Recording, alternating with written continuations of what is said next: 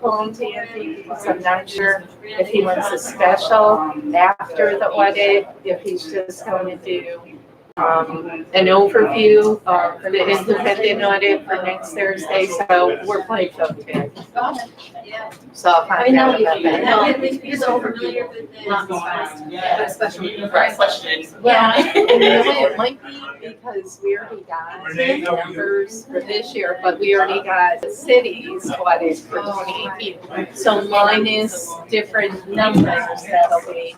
Hey Deborah, how are you? Good. So, yeah. Oh, I see a lot of papers in front of my desk. I know, I was looking at that. They emptied our mailbox, that's what they did. I don't even know where the mailbox is at. Do you know where it's at? Correct. Huh? We gotta I don't wait even know where the mailbox is until, at. Do correct. you know? We gotta wait. I didn't hear you, I'm sorry. I said, I don't even know where the mailbox is at. Oh, it's Which little is fine, but depending pushed away to the side now. on if Patrick gives it to us on the 10th.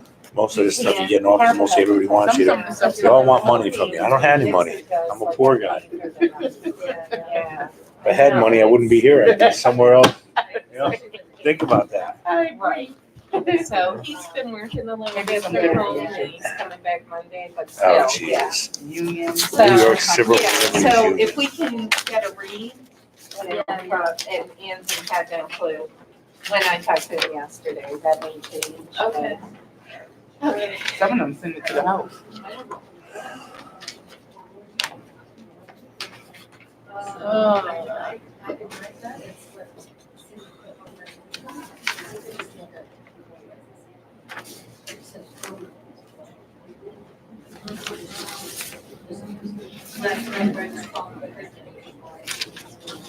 Yeah, the independent. Yeah. I just copied whatever. I would have done it. Right, yeah. This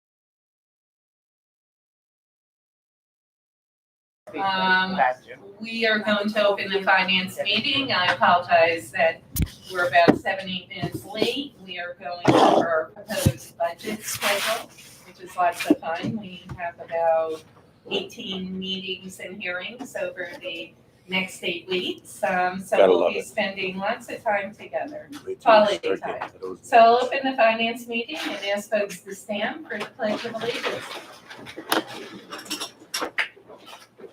I pledge allegiance to the flag of the United States of America and to the republic for which it stands, one nation, under God, indivisible, with liberty and justice for all. Okay, we'll take a roll call. Councilmember Belli, Here, Councilmember Garrett, Present. Councilmember Parator. Here. Councilmember Cummings. Here. Councilmember December. Present. Councilmember Kennedy has contacted us. He is under the weather, and Council President Mantello's here. We have 6 present, 1 absent. We will open it up to the public forum. Would anyone like to speak on any item on the agenda this evening? We'd ask you to step up to the podium, state your name and address, and if you want, you could just pull the mic down. It's positioned, I think, for Did someone they fix tall. it? Did they fix it last week? Same here. Good evening. Good evening. I am Noreen McKee, and I am a board member of the League of Women Voters in Rensselaer County. And I'm here to urge the council to pass the resolution that would fully fund an early voting site in Detroit. We believe that every citizen in the county should have easy access to early voting. And I'm sure as many of you know, there are many of our citizens who rely on public transportation. They will find it burdensome, if not impossible, to get to either Skodak or Brunswick to cast their votes early. Voting is the cornerstone of our democracy. And we think that everyone should do everything we can to make it easy and accessible for all. Thank you. Thank you. Thank you very, very much. Thank you. Would anyone else like to? Yes. Hi.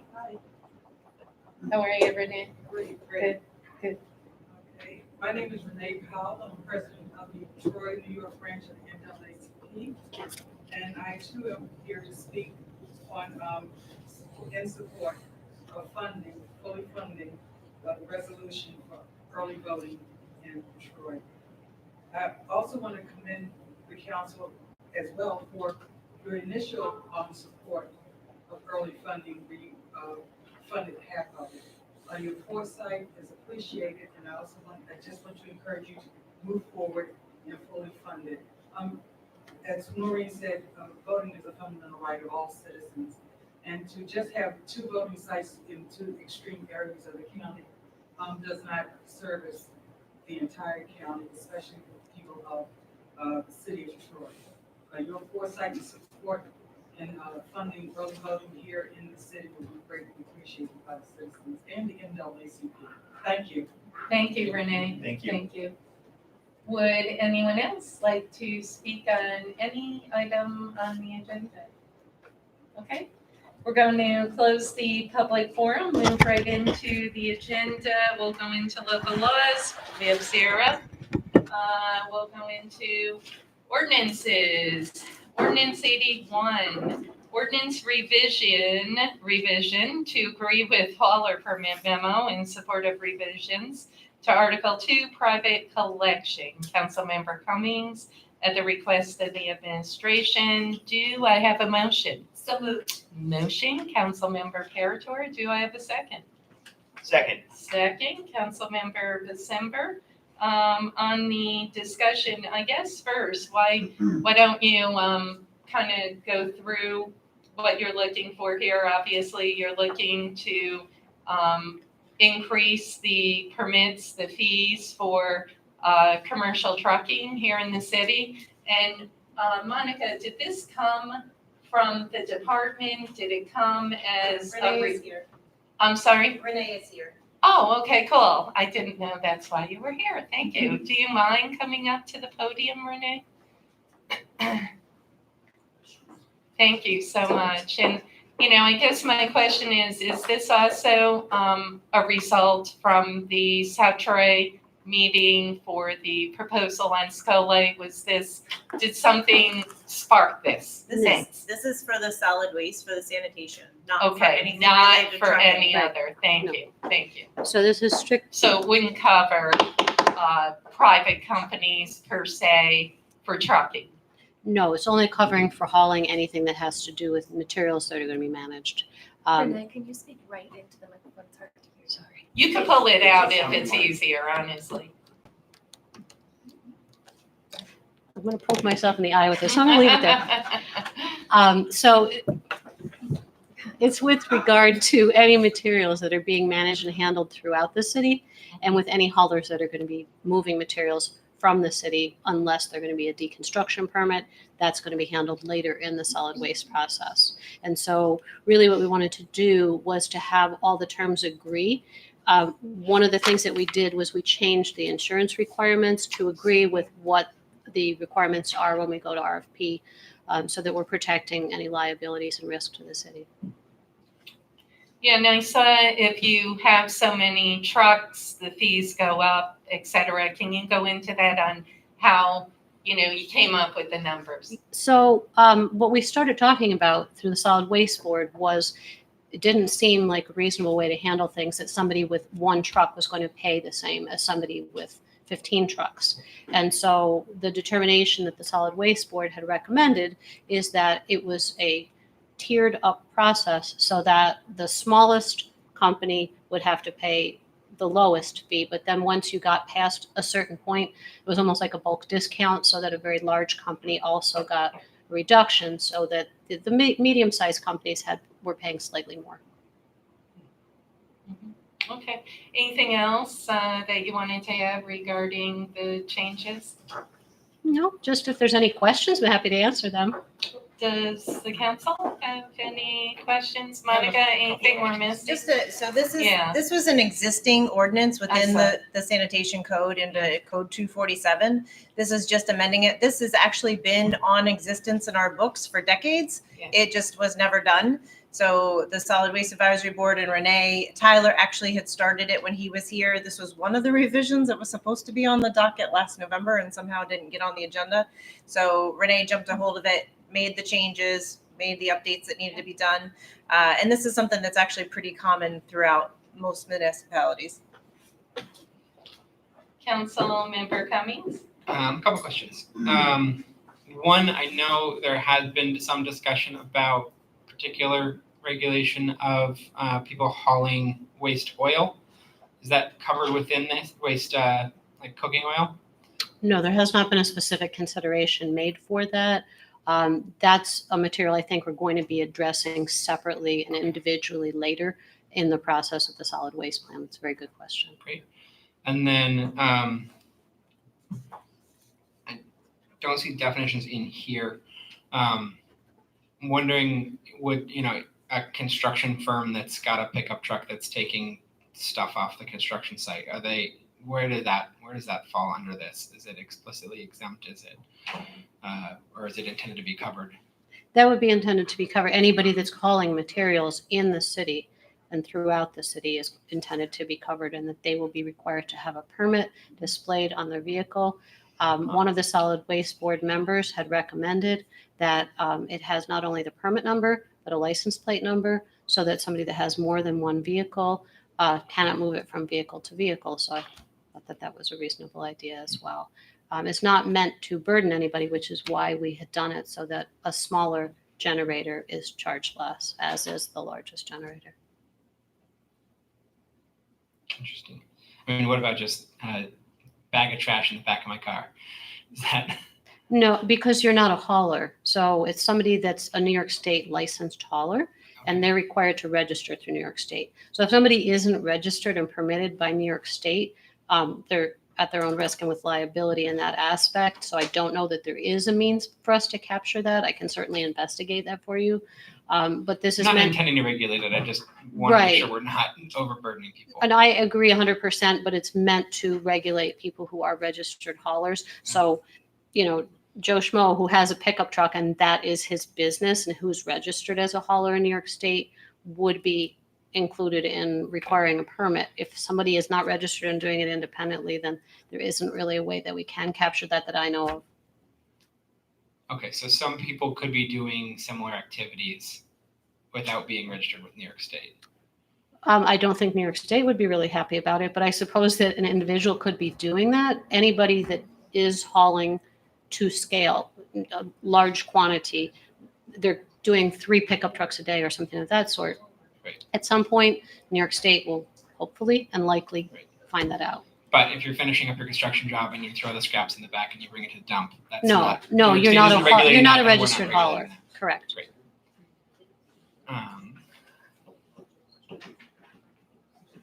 Let's see.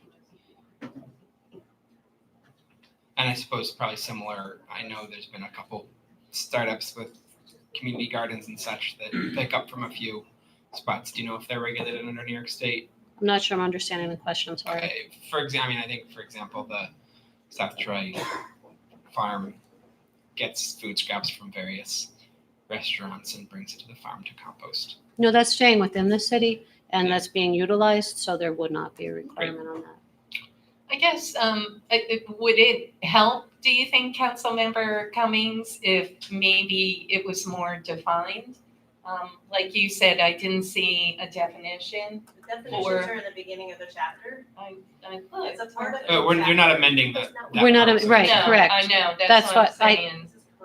Right, I hadn't included that in it because it was not an addition, it was just a right, revision. yeah, we're Right. not changing that, Right. but, Okay. so you're good. I'm comfortable with that. Okay, Council President, Councilmember Gully. only one idea I could give to you is that on that magnet. Can you turn your mic permit- on, please? Thank you. I apologize. Thank you, Mara, thank you, Mara. On that magnetic permit, I know you're gonna display the permit number and the license number. Have you guys taken into consideration the size? Because I know a lot of people print up these magnets, they put them on a vehicle, but the print is so small that nobody's paying attention to it. So most people will go by and not even think of what the license plate does, it match the truck. So I might just make a suggestion that when you have them made, you make the comparative pieces larger so that they're easier to find quicker. That's a great idea. What I'll probably do in that case, because that isn't something we had talked about yet, is to find out from other municipalities that may have similar types of requirement, what size they're using. Thank you.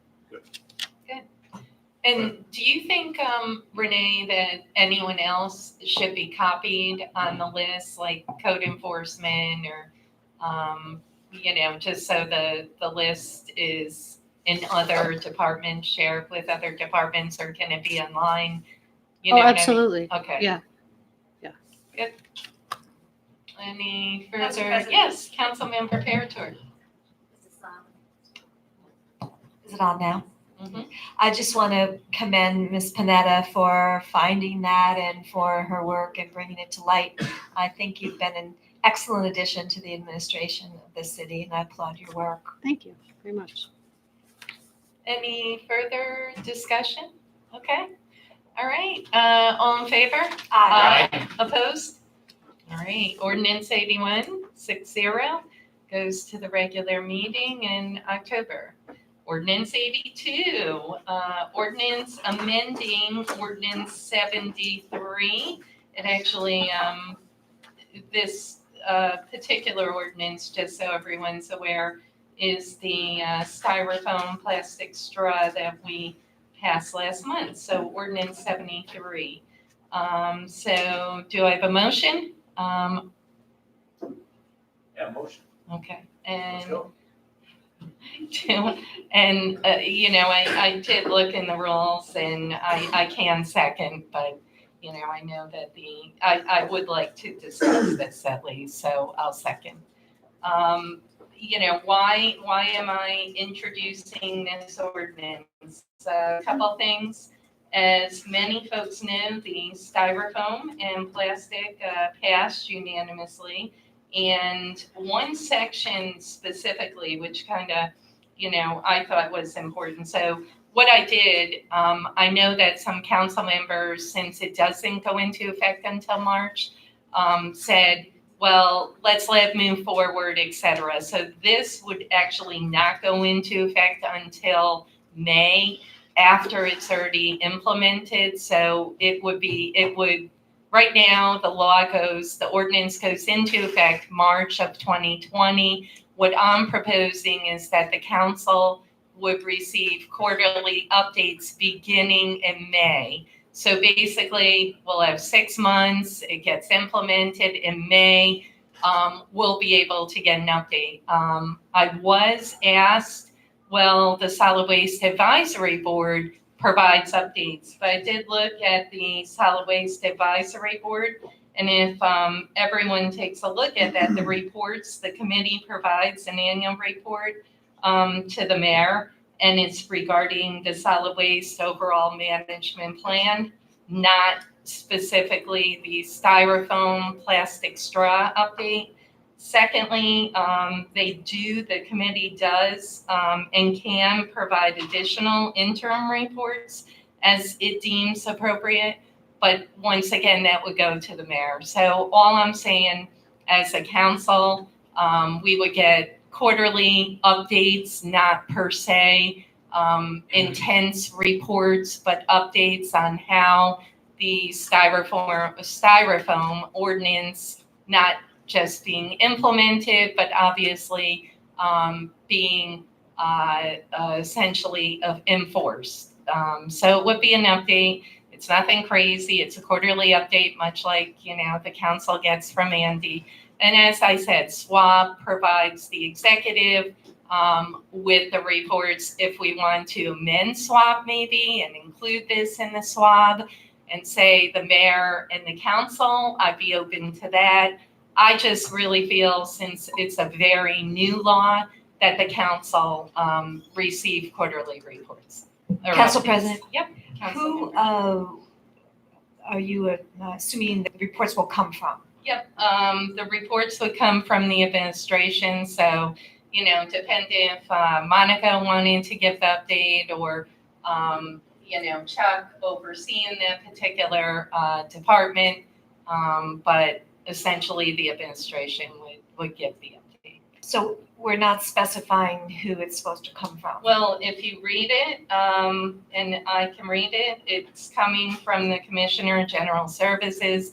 If Monica wanted to give it, but the Commissioner of General Services shall submit to the City Council a quarterly update regarding Section 189-5, which is the styrofoam of this ordinance, and the implementation of the ordinance. The 189-5 is actually the penalties. So I'd like an update on that. I'd like an update on the implementation. The quarterly update shall commence on or before May 31st. So I figure we'll get it in play March, and then obviously 3 months later, and then continue during the duration of the ordinance.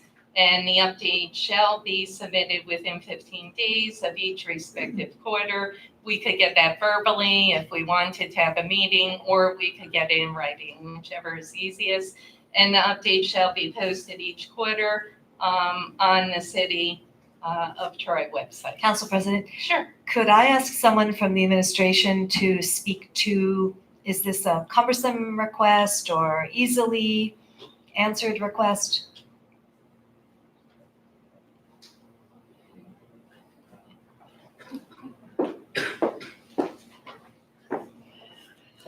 Well, I think I said my piece the last meeting.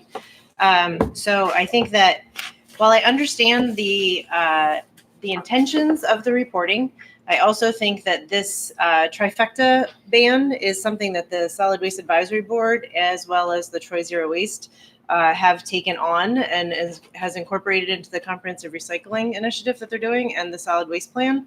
It is certainly something that we can do and provide. I think it's going to be a little difficult because if it's supposed to be enacted in March and you're asking for the first quarterly report to be done in May, by the time we sift through potential waivers that are going to be filed and then we actually kind of get a lay of the land, I think that that's going to be a little premature. I could move. But I think that, if you go on a quarterly basis, if the first one is due April 1st after the first quarter, and even Andy doesn't give his until at least April 15th. It's usually the the mid-month following a quarter. Mhm. So you'd probably be talking about, if it's second quarter, you're probably talking like July. I could yeah, move the so- date. and I understand- I'm not wedded to May. I truly understand the intention. I think it's just, it's going to be multiple departments that are kind of looking at this, because we have to, on our end, figure out who's going to, is this somebody under litter patrol? Is this somebody under code enforcement? Is this going to be a partnership with the county when we try to, hopefully, I don't know if any of those conversations with the county came anywhere from the council minority that had thought that they were going to approach them. But, it might be something we can partner with the Department of Health when they go in and do their inspections on an annual basis for the kitchens. I don't know. I don't know how easy it's going to be or how hard it's going to be until we get into it. I might give you an update that says we're working on it. I'm going to be And that's really fine. honest with you. This is more, for me, a checks and balances. Obviously, I supported it. And for me, and for the future council, whoever's here, whatever, I think it's important checks and balances to ensure that it moves forward appropriately. I'm not wedded, Monica, to the May. I can move that. If we were going quarterly, I could move it to, maybe we could say September to give a little time, whatever's easiest. I mean, the May is not a fixed date that, it has to be done. And if the administration honestly comes in and says, and as you mentioned, this is very complicated. That's why I want the quarterly updates. I'm not asking for quarterly updates on the permits that we just passed, for Renee and obviously the haulers, but this is a very, very complicated and new. And on a municipal level, I do have concerns. So that's why for me, to get that reassurance, because counties are doing it. And I do think it could be very cumbersome. And I know we agree on that, but at the same time, we're not going to say no to remove it from the waste stream. So for me, just supporting it and all, it gives me that reassurance. So and like I said, I'm not wedded. If you notice, I kept it, very ambiguous on what will be provided, not to put that burden, because I understand, I don't want paperwork galore. But I just feel it's important because it is so new. So if we wanted to change the May, I'm open to that. So I would make a motion, to amend it to say effective, July 15th, if that worked, or September, Council whatever President. you feel. Councilmember Gully. I think it's because it's so new, we have to figure out if the legislation is Mike. actually working. And I agree there should be some sort of accountability to that to find out if this legislation is moving in the right direction and if it's being enforced properly. When you do that, engage that with the numbers. But I do think in the first year, it could be difficult to really come up with a concise, accurate number. So what I might suggest is maybe we could push it out to the end of the year so that everybody can get their feet wet and get the process going if the council would agree. Yeah. And then in the second, we can start that implementation of some point, whether it comes from the solid waste committee or whether it comes from the Commissioner of General Services, just a small Right. briefing on where we are, but give them time to get their feet wet so that the program is implemented and we can get direct, correct numbers. Yep. So I might So, suggest that if the council How is okay about, with that. Council President? yep, hold on one sec. How about if I Can move? we discuss before we start? Sure, I'm not making a motion, I'm just for discussion.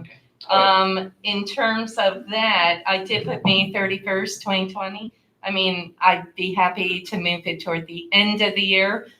We could do it December before the new year comes in, whatever. Councilmember Yeah, I mean, Cummings. I think we're sort of going in exactly the wrong direction with this discussion in terms of the purpose and the process. I think we all agree on the goals here is to make sure this law is implemented well in a way that's not onerous but is effective. And I think there are existing processes for that for all laws. All laws that we pass, and then we have committee meetings to review whenever we need them. I think we should probably have a general services committee meeting in December and in February to talk about, hey, as we're moving towards implementation of this, is everything right? Does anything need to change in the law? Is everything ready to be implemented? on March 1st to say we don't want to hear back from you until September. I think we do need to be involved in making sure that this law is able to be implemented correctly. Whereas once it's implemented, I don't see why there needs to be a law in place in perpetuity saying every quarter you have to come back to us and tell us that people are still not using styrofoam in 2025. Well, quickly to that, it's not a law. It's amending an existing law. So, essentially, and in my eyes, honestly, quite frankly, I mean, Councilmember Cummings, it's a perfect example. You've had one Science and Technology Committee meeting.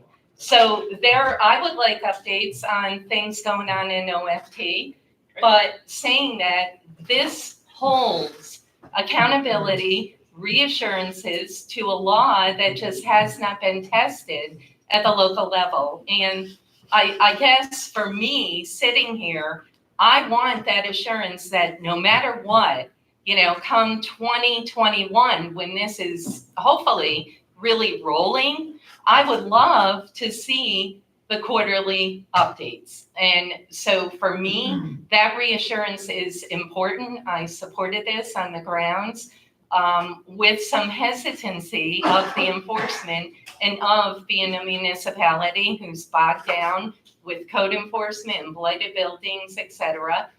So saying that, I'm not going to backtrack. I feel it's important. And quite frankly, the chairs of the committees, they can call committee meetings anytime they'd like, but some committees are active, some aren't. This will hold this particular ordinance to task and give quarterly updates. And as I mentioned, it's our responsibility as the checks and balances, and I'm not the chair of that committee. I've held committee meetings under the finance to get updates, to get regular updates, but this will hold this particular ordinance in that accountability process, for me at least. So, if you guys don't like it, you can vote it down. I think we've belabored it. If we want to continue discussing, that's fine. But I'd be happy to amend it to, if you want. What do you think, Councilmember Gully? September or December? We could begin it in January of 2021. I think that'd be fine. I think the first step is to see how the council as a whole feels, because if it's not going to go forward, we don't need to play with any dates. If it should, like I said, I just think it's good. There's a motion. Excuse me, I have the floor. Yeah, I get that. I just feel that, as a council, it'd be good when we implementing something of this dynamic in our city, that there's going to be some cause and effect that happens and results that come from it.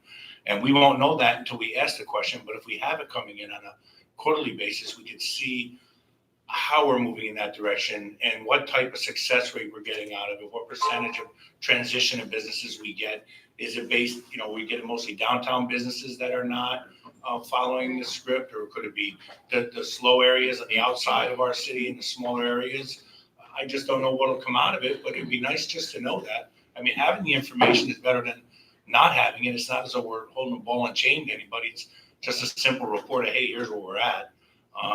So I see no harm, no foul, but I would think, for me, I would say later in the year, as Councilman Cummings said, maybe December, maybe January, I don't know. But we need to, Yeah, it's just a I'll amend it. simple checks and Yeah. balance. But I'll amend it. it's really up to the majority, and we know that. We're sitting Right, here of course. as So, Councilmember I'm sorry, Councilmember. Relax, there's Is things. it just that you want to be able to see what's happening because it's something new? Correct. So does it make sense to that? Because it seems like everybody wants this to pass, obviously. To me, it makes sense to maybe do it twice a year. Right? Okay. I don't know the dates, whatever the dates is being decided, but maybe twice a year. If I it's like at that. maybe the middle of the year and at the end or something like that, so that I kind of agree. You want to see what's taking place because you don't know how it's going to play out, but I think we're wasting time going back and forth Yeah. trying to figure out. I love it. How about January? The January 15th, 2021, and then we could do June 15th, 2021.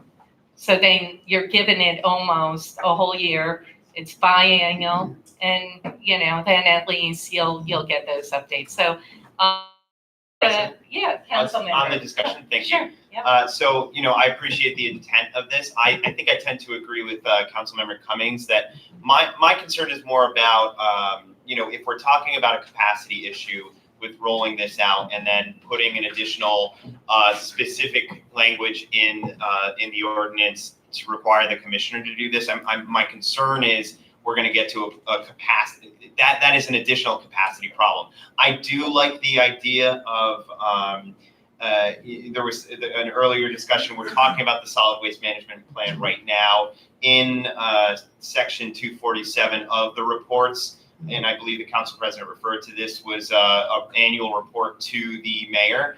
I would be more open to that amendment language in the context of the reporting itself, that they can report to the mayor, to the council. There's a biannual component to that. I think it's within the purview of the solid waste board and the plan itself. And I would feel more comfortable including that language within the comprehensive recycling analysis. So I would say let's not change something that we've already worked on and put forward. Let's move with the solid waste management plan and include that reporting in there. And on that note, I respect that, and I do think that the swab should be including the council. So I do plan to, request and make a motion when we get to the the solid waste management plan to include the council in that reporting. But saying that, for this particular ordinance, I do want to see updates, and so I am going to make a motion. If there's, I'm going to make a motion, and then we can discuss. So, and if there's not a second, there's not a second.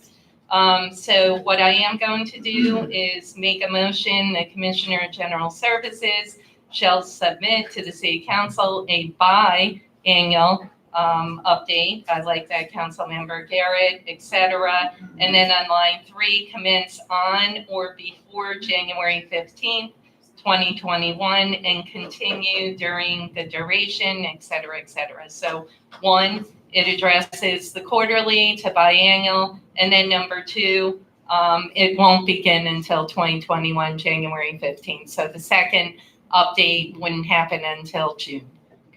So I do have a motion. Is there a second? And then we can discuss. Well, I'll second it for the point of conversation and turn it to Councilman Cummings. Council member. I didn't really get an answer to my question about sort of why have this be in perpetuity. Why not just have a couple of reports in 2021, if anything, saying? You can put a cap on it. I mean, I think we should just call a couple of meetings in 2020 and 2021 when necessary. I don't think it's necessary to have it in the law. Okay, then But, you can vote against it or put a cap on it, but, there's a motion, there's a second. Do you feel, I would honestly be open why you're to a cap? proposing indefinite. We can put a cap on it. I like that idea also. So saying that the update shall be submitted within 15 days. And I have to strike out the each respective quarter to the each biannual update.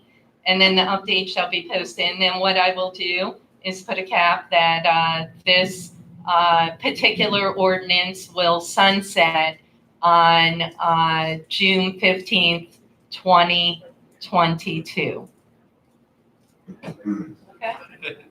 So basically a year and a half. The ordinance or the reporting requirement? The reporting requirement, okay? So here's the thing. No, here's what we'll do, and this happens. The Commissioner of General Services shall submit to the City Council a biannual update regarding Section 185. Can we just say 2 updates in 189. 2021? You can just say that, that's fine. Shall submit to the City Council. 2. Well, actually, it would be 3 because 2022, it would sunset in June. 3 updates regarding And section will sunset, 189-5 of this ordinance perfect. and the implementation of the ordinance. And the The input, first update and shall commence January 15th, 2021. on or before January 15th, 2021, and shall sunset June 15th, 2022. Okay, so then you're getting 3 or 4 updates if June 15th they so desire. Council President? Yeah. Are there any issues, I've just never seen this sunset on a specific section of an ordinance. The council member doesn't want it in perpetuity, so No, but I'm being flexible. I appreciate, I'm just. So, I'm working with you. I just don't think it Okay. should just be done So, in committees. Mara, do you mind reading it?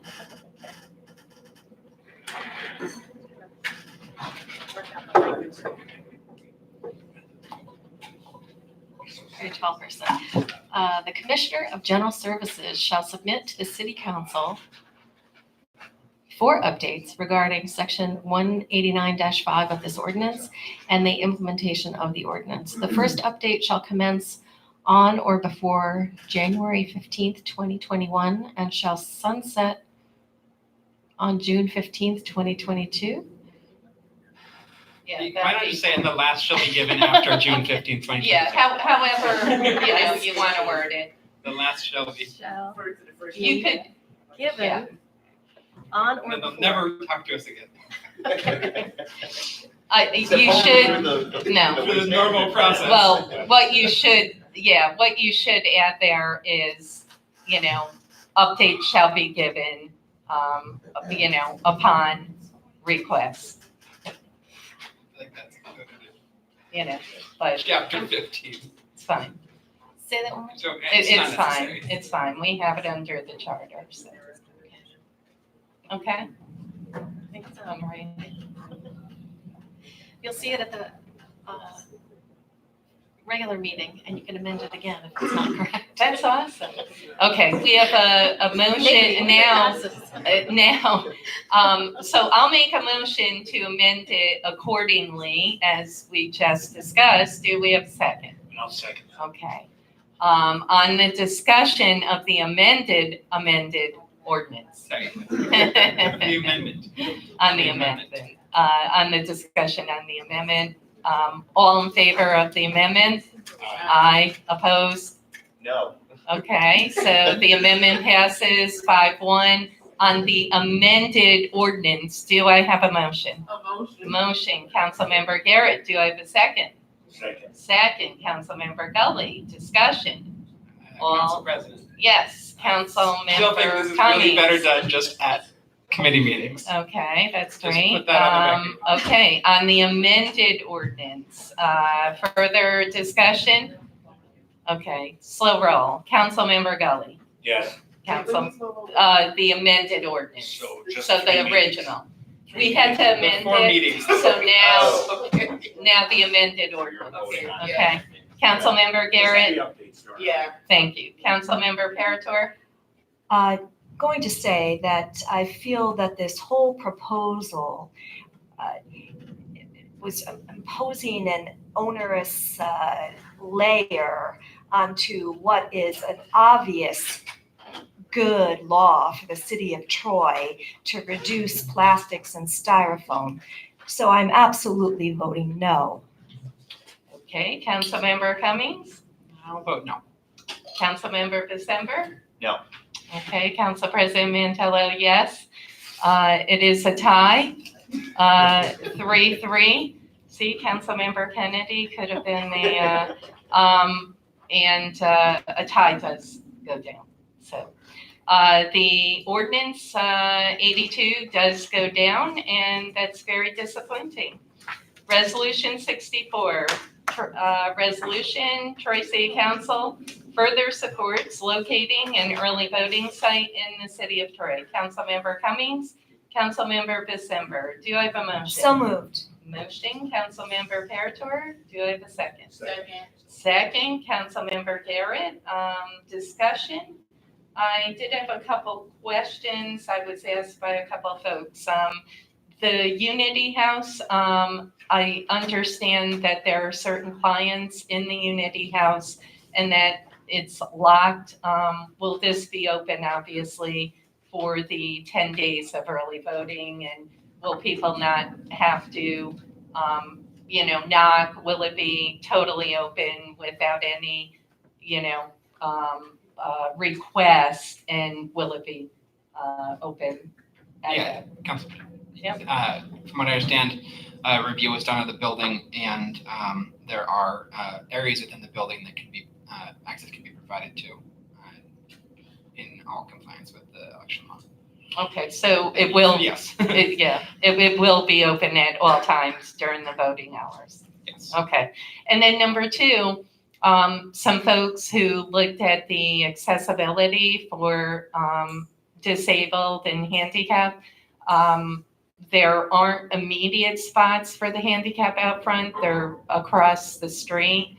And are they right there? Are they on the side, Renee? They're behind it. Okay, all right. And, I guess the only other thing that was asked, parking across the street, maybe during those 10 days with seniors, because obviously people aren't going. Parking in the back. But how many spots are in the back, do you know? About 40 spots in the back. There are 40, because Yes. I've been back there, so you're gonna use the basketball court?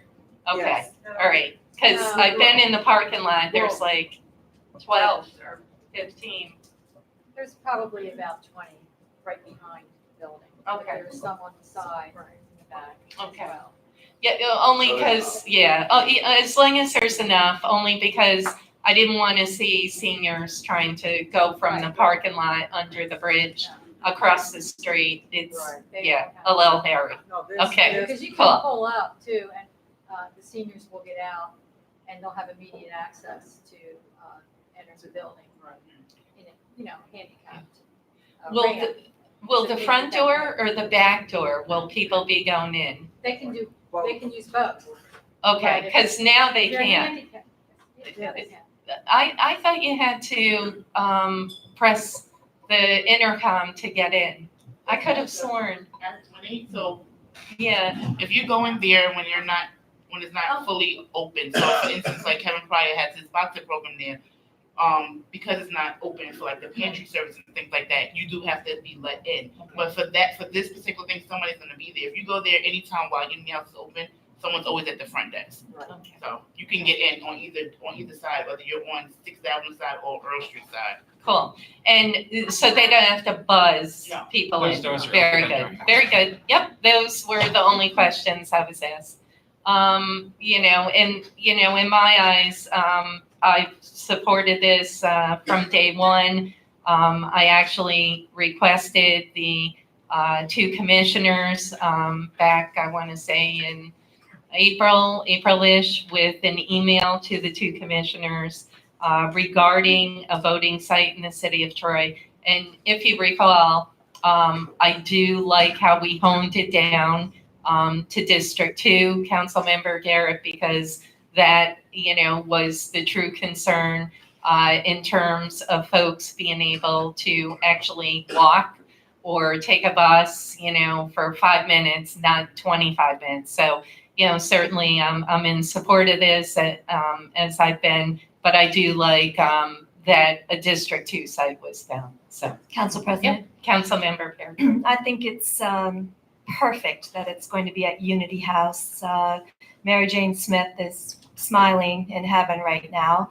I just want to reiterate that I think it's very unfortunate that the election commissioners chose voting sites that would be so difficult for people in the city of Troy who don't have easy access to vehicles to get to.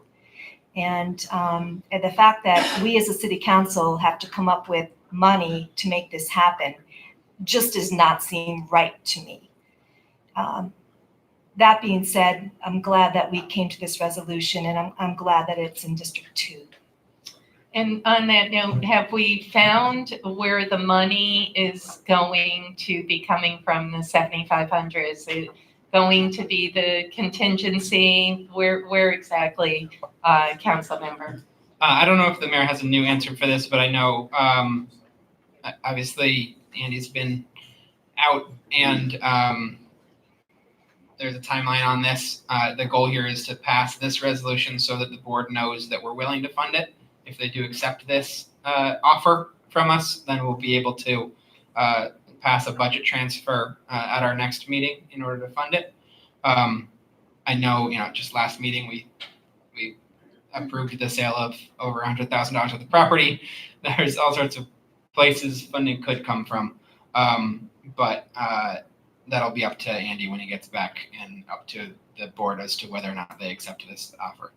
Well, the council and obviously the Board of the Elections. council, eventually Board of Elections.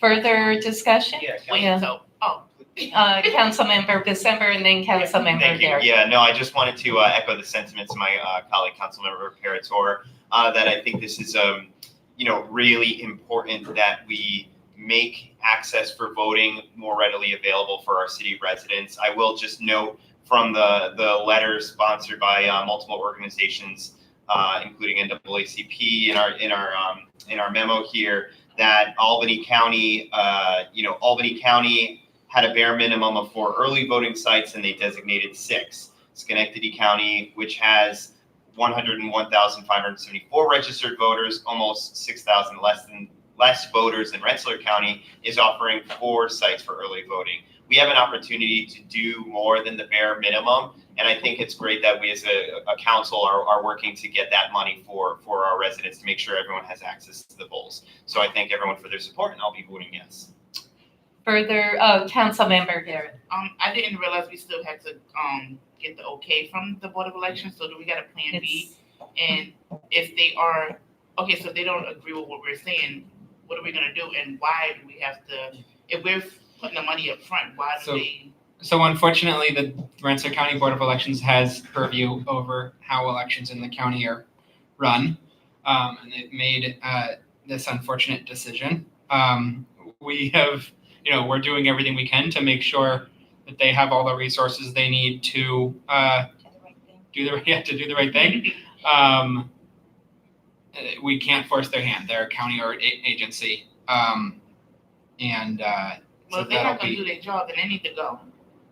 And I don't know how we're gonna figure that out, but we're gonna have to figure something out. The other thing I did want to note, the other thing I did want to note in the discussion is just that Unity House has offered also to be a polling location for District 2 in the main election as well. I don't know how those negotiate. That is also unfortunately a decision of the board, but I think that would be a big benefit as well to the enfranchisement of voters there. And lastly, I did want to note, as we were talking, I want to make it very clear to everyone in the public that none of this is final. I mean, we don't have authority over this. Don't go there and vote on election day or during early voting until you hear that it's final. Unfortunately, right now, if they don't see the light on this, you're going to have to drive or walk pretty long distances to vote early. So Councilmember Garrett. I'm sorry. How we It's okay. are we like emailing them or like how's this happening? Like Yeah. do we So knock on people's The doors? clerk will forward it to the Board of Elections to let them know. 2 things are happening. Finance tonight, if this passes, and Chris Burke just entered the house. Hello, Chris. We're talking about the early voting. So if anyone has questions about the Unity House per se and the accessibility, I think we're good with all the questions answered, Chris. But number 2, if this passes finance, I've scheduled a special meeting to follow this. It's scheduled for 7:00. So when we're done with finance, we'll go into a special meeting. And should it pass the special meeting, which I believe it will, Mara, our clerk, will send the resolution with our intention to fully fund the $15,000 for that particular early voting site to the Board of Elections Commissioners. They will make a decision, get back to us, and go from there. Okay, can I be like included in the email? Like I want to know the time process or how long they taking to answer us back. Because I'll have people down at the Board of Elections every day if we have to go down there. So that's not fair. They shouldn't. They work for us. Like it shouldn't be them making decisions for the whole city. Like that's not fair. So I just want to be included in that whatever kind of way, shape or form. like how long, if we send it out Monday, like, we shouldn't have to wait like 2 weeks because now we're on a time crunch. So, thank you. Yeah, so what Laura can do is CC the council when she sends it, okay? Thank you. Or if you mail it, however you do it, just I mean, I copy. can drop it off in person tomorrow. if That'd you be want, great. Since the mayor If signs the it. mayor signs, yep. I'm sure Yep. he'll sign it. I'm sure he will too, but I can't say. Yeah. Yeah. Council President, I can drop it off in person though, and just confirm Perfect. to everybody that I Okay. dropped it off. That's and perfect. also email it to them. So they Awesome. know. Awesome, thank you. I'll Coun- certify it and stamp it. Yep. Councilmember Parator. Yes, so these two election commissioners have a lot of power in this. Are they appointed to that position? Did people vote them in? How did they get those jobs? Who knows that answer? They're appointed by the county legislature, I believe. They're appointed by the Rensselaer County Legislature. That's correct. So it's a majority Republican legislature. So they were appointed by a Republican majority legislature.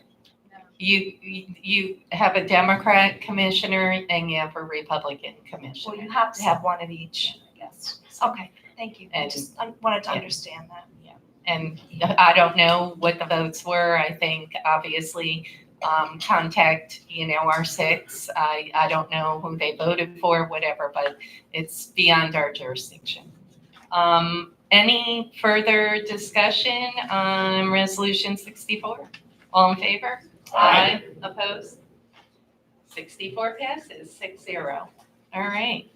Resolution 65, bond resolution of the City of Troy, New York, authorizing the issuance of 1.9, I apologize because I wrote over it, 1.925. I scribbled over it. Serial bonds to finance the cost of reconstruction of a seawall. Council President Mantello, at the request of the administration, do I have a motion? So moved. Motion, Councilmember Parator. Do I have a second? Second. Second, Councilmember Gully. I have a couple questions on this one, Monica. I have been extremely supportive of the seawall. I think we all know that obviously it's not only going to domino into economic development, trails, a marina, obviously the continued development of our waterfront, but also mitigate floods because that's why FEMA initially funded it. So, I guess a couple things we've actually bonded a couple times, which is in the bond resolution. And, I guess my biggest concern, when did we find out that we needed the extra $2 million? When did that come about? So it's within literally the last month. So what we do is this is a projection. So CHA, who's in the house, Mike Miller is our lead engineer on this. Obviously, CD Perry's in the house as well too, with any questions. So what we did is as the project moves forward, this is not a traditional bid, so to speak. When a construction bid comes in and says it's $10, it's $10 plus change orders. It's a DOT contract. So there's overages and underages for major and minor items. So if something comes in under 75% or less, it's renegotiated. If it comes in 125% or more, the unit pricing is negotiated. The challenge with this seawall, obviously, is because even during low tide, there's still 20 foot of water. There's caverns in the walls that we're trying to fill. There's a lot more concrete that we didn't anticipate because the caverns are so deep, as well as, there was areas where bedrock was a lot further down when we had to drill. Therefore, it resulted in more drilling. It resulted in more concrete. It resulted in a whole bunch of different other items as well too. So this is a projection. So we actually have a software program that actually will do the calculations and project out for us to project completion. We did add in items such as the cap and the fencing to make ADA compliance with the mitigation wall to get it to 42 inches high. So we added in all of those things so that we could come up with the total that we would project would be the final cost. I did put a contingency number in there, obviously, to make sure we had a little bit of buffer just in case. But this project is progressing well. We still anticipate the major work to be completed by the end of the year. Some finish work maybe into the spring, depending on winter weather. We're hopeful that it's not going to be too bad with turbidity, so we can keep the divers in place. Tremendous amount of work going on. The crews are doing everything. They are in full gear. We're actually going to be moving north. We did do a little bit of re-engineering the north end, so we had to go in and get additional permit modifications through Army Corps. The challenge with the north end of the wall is the way that it was tapered back.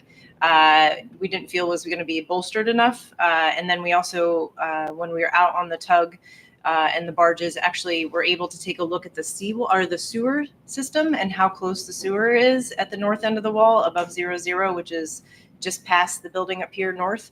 That area of the county sewer system, the interceptor, is actually about 10 feet off of the water, and it's also eroding in that area. So by being able to extend north the seawall and then taper it in a little bit further, we were actually able to encompass that area and help protect the sewer system at the same time, while providing better protection to the seawall itself, so that water didn't go back through around the backside of it. Council President? Yep.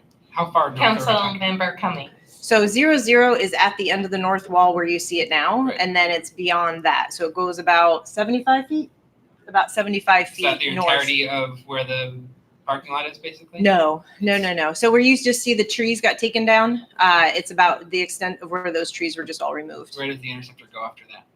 It still travels north, but it goes into the parking lot and goes up north. So it So kind it's of a little it more kind of buffered further bends. It's the weirdest thing. It kind of bends. I don't know who Is it planned old it. infrastructure? Let's not talk about it. Let's just hope that we're putting a wall up to make sure it doesn't fall in the river, right? And honestly, working with FEMA and Army Corps, that is a big consideration for this project as well. In addition to the condition of the existing seawall and stabilizing the seawall itself, it is the fact that there is a county sewer interceptor behind that wall, and we have to make sure that stays in place, obviously. As we are passing the Hudson Free Plastics Act, we want to make sure it's a Also Hudson Free sewage-free. Sewer Act.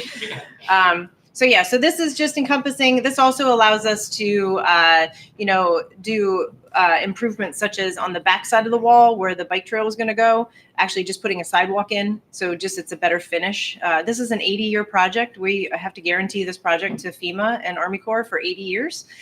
So you have a shot at this once before you have to rip out concrete and do all those other kinds of things. So this was an opportunity to actually be able to do it the right way the first time, and be able to have a better product, a stronger product, and then also be able to finish. Further discussion? Council President? Yes, Councilmember Cummings. Just trying to remember the numbers from what we passed before. If I Yeah. remember correctly, Yeah. the. If you look at the last Yeah, they're in page, the- if you look at the estoppel notice, which is it the has last the page. dates. January 11th. Yep. So the Mhm. maximum amount, so there was the 9 million, which was the original, the way long time ago, and then the 8.1, and then the 7.3. And so initially, last year, basically, we got it to 25-ish Correct. approved. Yes. 24 and change. The bids were around 21, so there was a significant buffer already in that. So you also have to remember this includes the total cost. It includes design costs as well too. This is a project that started 8 years ago. So there's design fees associated with total project costs. Right. So there's design fees, there's construction admin, and all of that as well included in that number. That's an all-in number, including the printing for the advertising, the bids. Okay, that was a big part of it? $237. Okay. Council President? Councilmember December. Yeah, I was just trying to look at those numbers again. It looked like it was originally 24.4 million to now 26.325. I was just trying to figure out the Fed share. It looks like it's 14, a little over 14 and a half. So A that little leaves- about 14 and a half. That leaves us with 12.12 million. It's still a decent grant. Yeah, okay. And the Fed share hasn't changed, right? There's no, No. Okay. Given the county infrastructure here. No. Isn't there county share? Yeah. No, there's Doesn't not. work that way. It's a We rhetorical did. I question. will tell you, when we went out on the tug, we took the county with us. Jerry went out with us, as we just wanted to make sure that they were aware of it as well too. And they've been engaged in the conversation because they actually coordinated the tree removal for us. So they know what we're doing and they know that the protection we're providing for them, just so that, we can help move this along. Okay, I think we're good. Okay.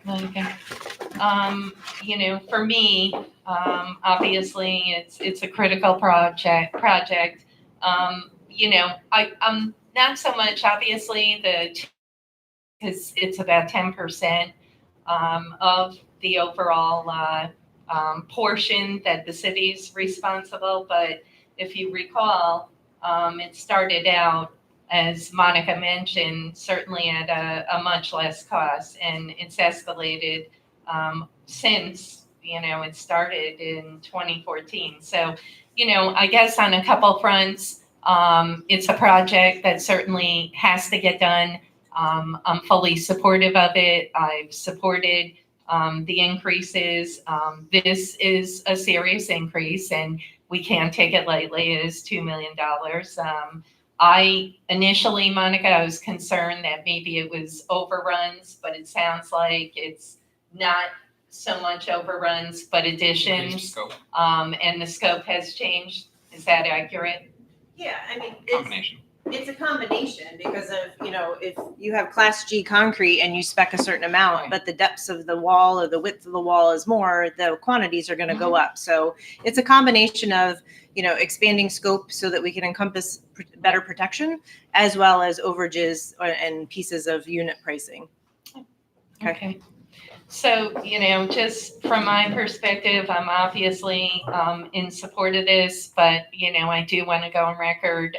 It is, serious, another $2 million. It's an important project. It's our second largest next to the transmission line, the water line. Probably the second largest project in Troy's history. Certainly is going to change the landscape of our waterfront, domino, as I said, into economic development, trails, marina, and more importantly, mitigate flooding.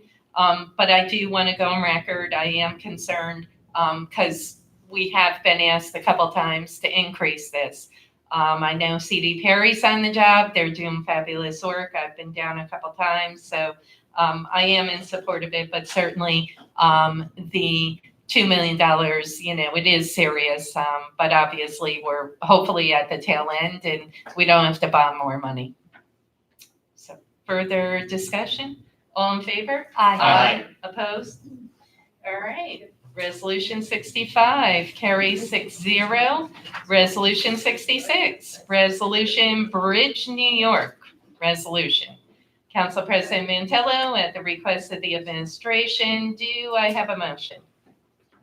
Motion, Councilmember Gully. Do I have a second? Second. Second, Councilmember December. Monica, are you the one on this? I guess, when I saw it, I'm like, okay, Campbell's Ave, this is an old project. No, this is correct? the one we Or just is this- applied for. This is Okay. the one we just applied for last year. Okay. We were awarded the Bridge New York funding for $3.588 million. $3.588 million.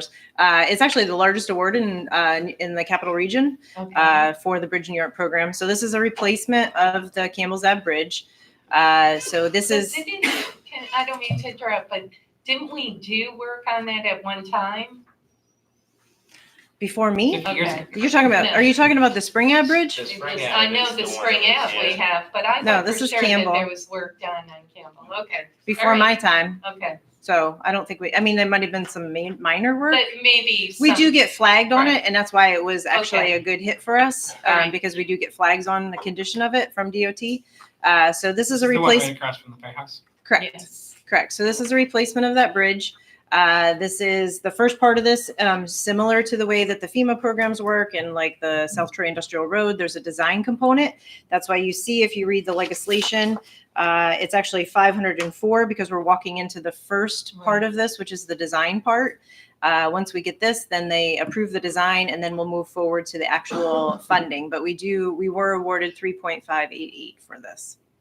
And I guess time frame, what are we looking at? And I do know the prior work that was done on, if you recall, the Campbell Ave, the major work that was done, not on the bridge, but if you recall, we had the issue of the water lines, I believe, at one point, whatever, and we had to divert the traffic through Emerald Greens. Do we have a game plan, time frame, and all of that, or not yet? Yeah, so probably within the next 12 to 18 months, we'll actually start construction, and it will be a phased. We actually look to keep the road open and actually do lanes. Well, we have to because of the fire department as well as school and Hudson Valley, and there's 12,000 cars per day on that area of the street.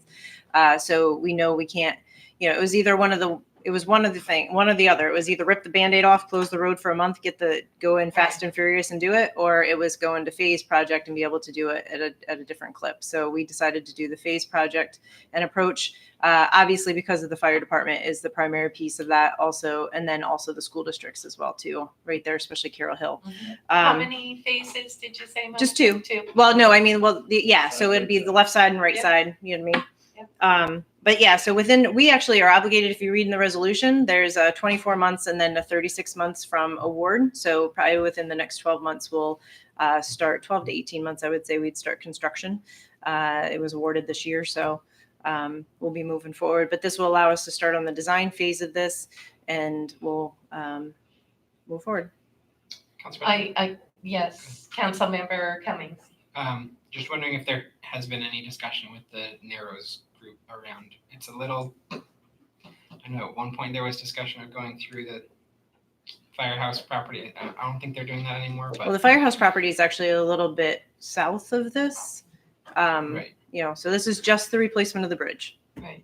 We have a scope of work that we submitted for the grant, and we need to Right. kind of stay within those guidelines. Okay. There was talk about trying to dig the creek bed down for the Narrows so people could go under the bridge. Right. You know, have fun. Not within the scope of this I'll get you a shovel. You know, on that note, Monica, I hate to bring it up, but while we're on Campbell, do the bids for the upper portion, Campbell, do we plan to get those out? I know you were talking sometime like after Labor Day for the upper portion for the intersection. Oh, yes. Yeah. I'm sorry. So That's yeah, I will okay. be sending it. It was like, what are you talking about? Yeah, I saw your face. Yeah, no. Where you So going? we actually met yesterday because that's actually become an interesting project because we have essentially taken, there's two schools of thinking on this. Some people really love the stop signs and some people hate them. It actually just meets the threshold car and interaction wise for a street light. But because of the visibility of Maple and the Right. opposing streets, it automatically bumps over into a street light. So we met with CHA's doing and the traffic engineers working on it, Sarah Bowman. So we did a final meeting yesterday because what we're trying to do is actually redesign the intersection a little bit to make it a little bit more easy to see. So actually teeing off the Spring Avenue, like so when you come up Hill Street in Spring, actually teeing that to coming to a T rather than a V. So that it actually helps. We're actually going to install the fisheyes so that it'll actually take into a consideration the actual traffic that's there, not just on a time cycle. So if you're sitting at a light and there's nobody there, you don't wait 4 minutes at a time. So it'll see that you're there, interact with you, and it'll also help us self-adjust that traffic pattern there too. So all of that is being done there now that they have final decision on what we're actually doing. We're trying to also accommodate complete streets. Right. We know that some point in time, though, there's a hope for a sidewalk to go down Project Road or go down Campbell on the side of Griswold Heights. So we're trying to incorporate some of the design included in that too. We have to design for buses, so there's a lot that kind of went into the redesign of that outside of just the traffic light. The traffic light was installed so many years ago that technology-wise, it needed to be severely upgraded. But then we also took the moment to take into consideration pedestrian safety, bicycle safety, bus safety, and then actually vehicular safety at the intersection itself. So we anticipate going out to bid the beginning of October. And then there's a pretty long lead time on some of the cabinets and some of the poles. So we'll anticipate probably, hopefully we can have a nice mild winter and we can get some work done. In the meantime, depending on lead times, once we award, if we need to bolster up some, permanent, more intermediate signs and stuff like that. We'll do that for the winter just to get through the winter. That was my question, if it didn't happen for the winter, because it could be very hazardous. Yeah, and what we'll do is put more permanent signs in and then just take them back out instead of the stanchion signs that are up there now. Okay. There is like there. I know there's been a lot of conversation. People like the left turn, coming off of Campbell. Right. So we did look at that. We had the engineer look at it. The challenge with that is it's only a single lane coming up Campbell, and to be able to get the turn and the amount of traffic, keep in mind there's 12,000 cars a day that go on that street. In order to allow for the turn to the left to go down Spring, you would need a separate turning lane, and there's not enough room in the street for that. So we did look at it. It is a great concept because it does, create shorter commute times. It allows easier access instead of going all the way around or up Project Road and back down the other way. But it just, design-wise, we'd have to redesign the complete intersection of that. Council member? There's a cliff there, and there's a house. Yeah. We're trying to limit.